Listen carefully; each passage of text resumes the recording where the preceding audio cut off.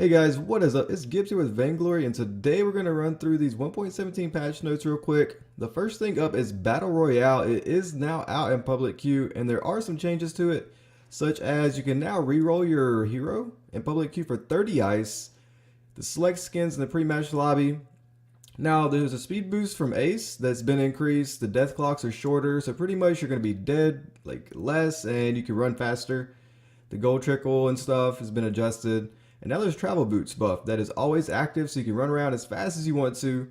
And then we have the killer bunny. Yeah, the killer bunny Rona spring skin and card event. This skin looks amazing. She's like basically not even wearing clothes. Super awesome. And you can get this skin for free. But you do have to play a good bit. I believe it's like maybe once a day you need to play it. And they say it's the most animation rich skin ever made, which means I'm super excited to get it and test it out. The next skin up is Bone Crusher Finn, tiers 1, 2, and 3. This is currently tier 3 right here. And I actually really like what they did with it as far as giving him this like hard scales on his armor skin. Like it's a lot cool. I'm really excited to see his new anchors.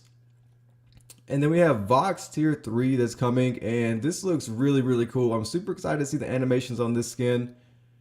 Looks like a very well made skin. You can now gift boost. Pretty much you can gift a fame booster to a guildmate. The scoreboard, so in the beginning you can't really open up and see what your enemies buy as far as items. You actually need to come in contact with them and actually see them before you can see what items they have, which is super awesome. Kraken, not much change, late game damage is up slightly. The minion miner gold bounty is now always 150 gold, so no more 375 minion miners. And the first hero up is Alpha. Pretty much her weapon is going down, and they fixed the bug on her. Her A ability, they're buffing the crystal ratio from 80 to 90. The damage per, yeah, like they're just buffing all of her crystal stuff on her A ability. And they're kind of removing all of the negative health effects. Well, I mean, they are removing all the negative health effects on her B ability. And instead of the base health costing 10%, it's going to now cost 2.5%.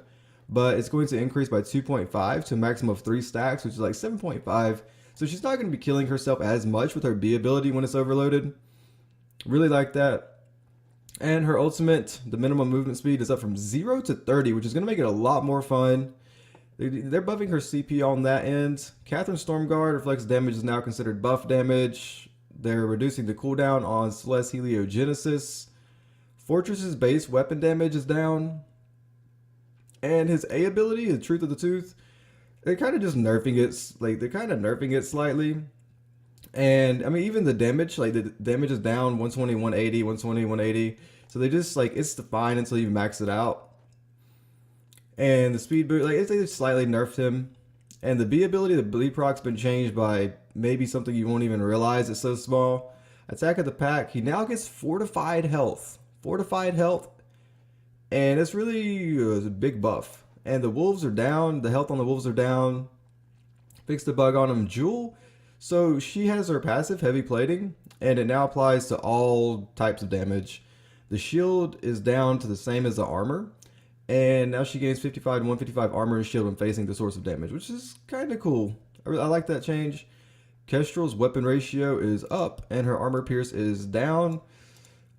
I think she's still going to be okay. I think he's going to bounce her out a little more. Her active camo, the stealth duration's up, going crystal by a little bit in the early game. And the one shot, one kill, the armor pierce is up early and then down late. So it goes from 10, 20, 30 now. Ozu's really interesting. I think they're really pushing for CP on Ozu. Because if you look at it, the energy cost of his A ability is down. But look at the crystal ratio. The crystal ratio on first, second, and third hit goes from 30, 60 to 120 to 50, 75, but then back to 50, which doesn't really make sense. So if you're playing CP Ozu, I would say do not max A whatsoever because it goes 30, 60, and 50, 75, and then they just took away like 70% crystal ratio, and the damage goes back to the same damage it was at rank 1. The heal per hero hit is up by 5% if you go in crystal. But then they turn around and on the B ability, the bounce damage has been increased on the base, like the base damage right here. On everything is like it's increased and they took away like 70% of crystal ratio. Now the additional bounce damage, they kind of like nerfed it. Overall, they nerfed it. I think this is like not a good change on Ozu because they're wanting to push for crystal, but then they're nerfing everything on his B ability that scales crystal ratio because they want him to be kind of a tank guy. Bangarang speed abilities increase, which is really, really awesome. He's going to be going everywhere. The roll duration's down a little bit, which is good for him. Petal, not really much changing. They're just buffing Petal. Her B ability, the amp that she gets from crystal and weapons being increased. And her ultimate, the heal on it's getting nerfed earlier, buffed later, and they took away 5% crystal ratio. Rhyme's getting nerfed, even though his armor and shield is up a little bit. Actually quite a good bit. The fortified health is down. The damage over time is down. Damage over time base damage is down. Winter Spire, the second hit damage is nerfed in the early game. His B ability, they said we're removing the base damage from this ability. But the damage has been changed to 75 to 80. It still has damage, so I guess that's base damage, but they said they're removing it. I have to double check that. Not too sure about that. And the ultimate's being nerfed pretty much, and it's being nerfed a good bit. But it's damage at the center. So the center stuns, so I can kind of see that. Scarf Spitfire has been nerfed. Damage to minions is nerfed as well. Now his goop, his ignite damage is actually getting buffed. So if you throw down a puddle of goop and you set it on fire, the initial damage is going to do a little bit more. But the damage per second is getting nerfed. The damage per second is getting nerfed. Overall, everything on his Spitfire, his goop's nerfed, except for his combo is increased a little bit, which I like because it's, you know, it kind of takes a little bit of skill. The lock-on damage from Sky has been reduced from 3% on her A ability.